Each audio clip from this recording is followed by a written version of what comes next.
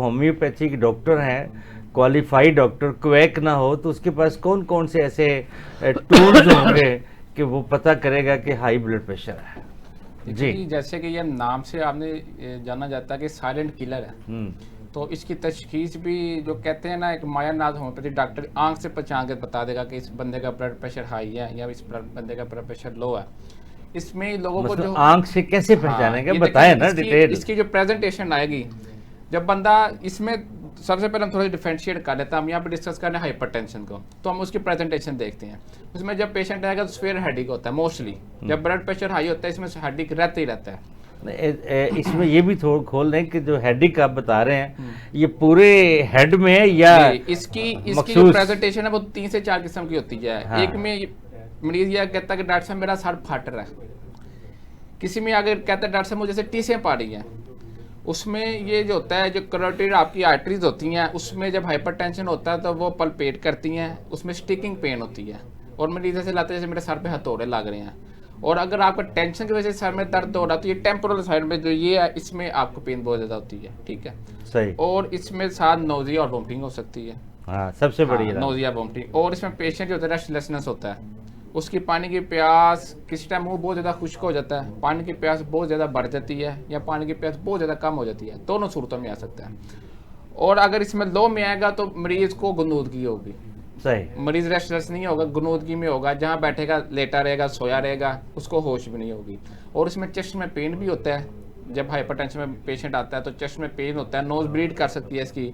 और इवन कि अगर बहुत ज़्यादा ये हाइपरटेंशन अगर ये 250 से इंक्रीज कर गया है तो सही। इसमें स्ट्रोक कर देगा, ब्रेन हेमरेज कर देगा, पैरालिसिस कर देगा, ठीक है। इसमें ये मरीज में फालिज भी बहुत ज़्यादा नुमाया होता है, मरीज बेहोश हो सकता है, पैरालाइज हो जाता है, बिल्कुल ऐसे है। और मरीज बेहोश भी हो जाता है, और स्ट्रोक जब होता है मरीज बेहोश हो ही जाता है ऑटोमेटिकली। और इसकी जो मेन ड्रोजीनेस बहुत ज़्यादा रहती है। और आजकल तो इसका बहुत ज़्यादा वो स्टेटस वो आ गया, स्टेटस के जरिए आप इसकी रख के उसका इसका जो आला ब्लड प्रेशर का जिसे कहते हैं, उसके ज़रिए आप इसके 2 मिनट के अंदर अंदर उसका आप हाइपरटेंशन, सिस्टोलिक और डायस्टोलिक मेजर कर सकते हैं। अगर आपके पास वो भी नहीं है तो आप इसका नब्ज पे हाथ रख के इसकी हार्ट बीट के जरिए अंदाज़ा कर सकते हैं। अगर हार्ट बीट ज़्यादा हो जाएगी तो इसका मतलब है इसका बंदे का ब्लड प्रेशर हाई है। कंडीशन किस टाइम ब्लड प्रेशर आता है, लोग मेडिसिन ब्लड प्रेशर की शुरू कर देते हैं, इसके कॉजेटिव फैक्टर पे नहीं जाते। हम सबसे पहले डिफरेंशिएट करना है, आया वो गर्मी में काम करता रहा उसका ब्लड प्रेशर हाई हुआ है, आया उसने बहुत ज़्यादा रात को कोई जंक फूड पावे वगैरह खाए हैं, बहुत ज़्यादा निहारियाँ खाई हैं, उसका ब्लड प्रेशर हाई हुआ है। हमने कॉजेटिव फैक्टर देखना है। देखिए ब्लड प्रेशर की 105 के राउंड बहुत तकरीबन डिपार्टमेंट मेडिसिन है, पर वो सारी साइन एंड सिम्टम पे तो चलेगी, कॉजेटिव फैक्टर पे लगेंगे सारी साइन एंड सिम्टम, बिल्कुल सही। कॉजेटिव फैक्टर क्या, गर्मी में आया तो हमने किस हिसाब से इसको डील करना है। अगर उसके ट्राइग्लिसराइड बढ़ गया उसके हिसाब से हमने इसको डील करना है। अगर वो डिप्रेशन एंग्जाइटी में आया है उसको फिर किस हिसाब से हमने डील करना है, उसकी प्रेजेंटेशन क्या होगी, ठीक है। हमने कॉजेटिव फैक्टर पे जब ढूंढ के मेडिसिन देंगे तो 100% दवाई ये जो है ना काम करती है। मेरे पास एक पेशेंट आया, वो उसकी साइन एंड सिम्टम ये थी, मेरे पास अल्हम्दुलिल्लाह करीबन मैं 3 बजे उठता हूँ क्लिनिक से, तो वो तकरीबन 2:45 के रोज रश बहुत ज़्यादा था। तो उसने कहा डॉक्टर साहब मेरे चेस्ट में बहुत ज़्यादा पेन है। तो मेरे माइंड में भी नहीं किया कि इसका ब्लड प्रेशर मैं चेक करूं। तो मैंने उसको साइन एंड सिम्टम के मुताबिक कैक्टस दी थी। कहता मुझे ऐसा है जैसे यहाँ पे ना किसी ने पकड़ लिया, शिकंजा कर दिया, जकड़न हो गई है, इसकी मेन सिम्टम है। मैंने कैक्टस दी, जब कैक्टस उसको दी तो उससे उसको फ़र्क तो हुआ। फिर ओके डॉक्टर साहब मुझे ऐसे फील हो जैसे यहाँ पे कोई बैठ गया। तो मैंने कहा कि इसका ब्लड प्रेशर चेक करें। जब इसका ब्लड प्रेशर चेक किया तो वो 260 क्रॉस कर रहा था। जब उसकी सिम्टम लिए कहता जी मुझे हार्ट का तो मसला रहता था, कल मैंने दावत खाई उसकी वजह से मेरा ये मसला हो गया। तो ऐसे हम फिर उसको उस कॉजेटिव फैक्टर भी डील करेंगे, ठीक है। ये इसके पूरी साइन एंड सिम्टम, आजकल तो वो बीपी ऑपरेटर से आप जरिए चेक करें तो आपको पता चल जाएगा। और अगर पुराना ब्लड प्रेशर स्कोर है फिर उसके बहुत ज़्यादा टेस्ट हैं, जैसे कि आप उसका CBC लाजमी करवाएं, उसका आप HbA1c कराएं। CBC में क्या बड़ा होगा? हाँ, तो CBC में इसका जो होता है नॉर्मल वैल्यू जो इसका होनी चाहिए इसके वाइट ब्लड सेल्स की और रेड ब्लड सेल्स, इसका जो HB होता है वो कम हो जाता है। जब ऑक्सीजन पूरी कैरी नहीं करती तो ये ब्लड प्रेशर इंक्रीज कर देता है। रेड ब्लड सेल्स कम होते हैं, पीछे पंपिंग ज़्यादा होती है, ब्लड फिर भी आ जाता है। और अगर इसमें यह असर बढ़ गया, इसमें इन्फेक्शन पैदा हो गया तो इसमें भी काज हो सकता है कि आपका ब्लड प्रेशर इंक्रीज कर दे, ठीक है। और इसमें HbA1c करवाएं कि जिससे पता चले पेशेंट को शुगर तो नहीं इंक्रीज है जिसकी वजह से ब्लड हाई रह रहा है। और इसका RFT लाजमी कराएं क्योंकि इसके गुर्दे का कोई इशू तो नहीं है। इसका आप LFT करवाएं, किसी टाइम हमारे जिर की वजह से हमारा जो है ना ब्लड प्रेशर इंक्रीज हो जाता है, तो उसके साथ हम उसको भी डील करेंगे। और इसका जो मेन टेस्ट करवाना चाहिए, एक अक्सर जितने कार्डिक पेशेंट होते हैं इनका ब्लड प्रेशर शूट करते ही करता है, इसकी एक इको लाजमी होनी चाहिए ताकि पता चले इसकी वॉल्वर डिजीज तो नहीं है, इसके हार्ट के जो चैम्बर हैं, इसके हार्ट की जो टेक्सचर है वो सारा नॉर्मल है।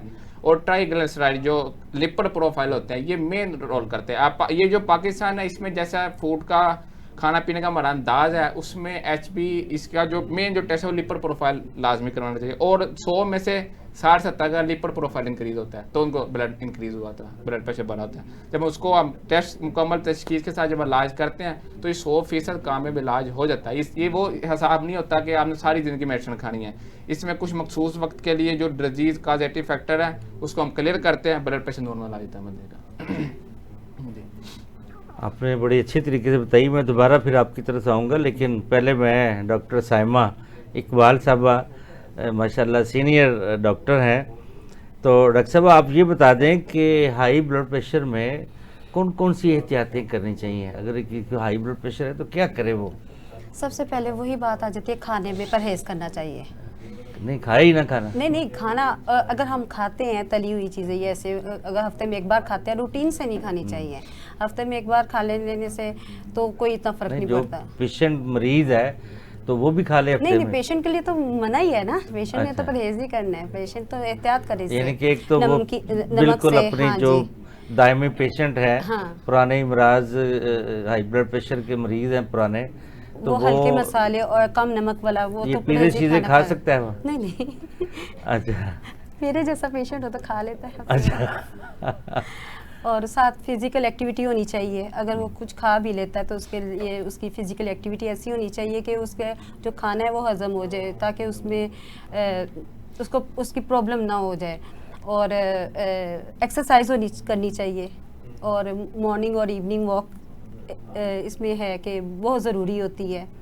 और इसके अलावा स्ट्रेस नहीं लेना चाहिए, और स्ट्रेस नहीं लेना चाहिए, और ये कफ़ीन और ये जो अल्कोहल और सिगरेट नोशी, ये जो चीज़ें इनसे परहेज़ ये करना शराब चाहिए। शरूब से नफरत करनी चाहिए। हाँ जी। हमारा मजहब भी यही हुक्म देता है। और इसके साथ साथ नींद अपनी पूरी करनी चाहिए।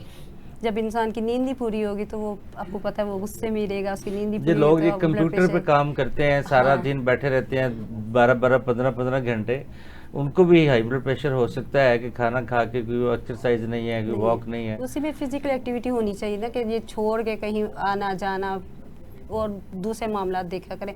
कई लोग बैठे ही रहते हैं बस उसी पे, तो आइज़ पे असर पड़ता है जिससे वो उनका ब्लड प्रेशर हाई हो जाता है। फिर इसके अलावा वेट बढ़ जाना भी, उसको कंट्रोल करना चाहिए पेशेंट हाँ, को। सबसे मेन चीज़ है वजन को कंट्रोल करना। जो हमारी चाहिए। बच्चियां हैं आम रूटीन में खवातीन, वो तो बिल्कुल भी तवज्जो नहीं करती इन चीज़ों पे।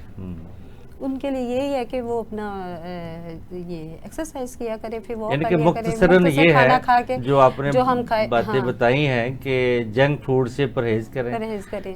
कोला मशरूबात से अपने आप को अवॉइड करें, पानी और देसी मशरूबात इस्तेमाल नेचर ज़्यादा के ज़रा करें, करीब आएँ। पानी ज़्यादा से ज़्यादा पिए। तो खाना सादा लें, सब्जियां लें, सैलड लें, खीरा लें। ज़्यादा हीटेड जगह पे ना रहे हैं, नॉर्मल टेम्परेचर जहाँ हो वहाँ रहने सहने में जो घरों के बड़ा- तंग घर हाँ हैं, जी, ज़रा रोशनी वाले हों, एरी उनसे हों, बड़ा इफेक्ट होता ये है। एक आपका जो रहने सहने का अंदाज है वो भी ऐसा हो।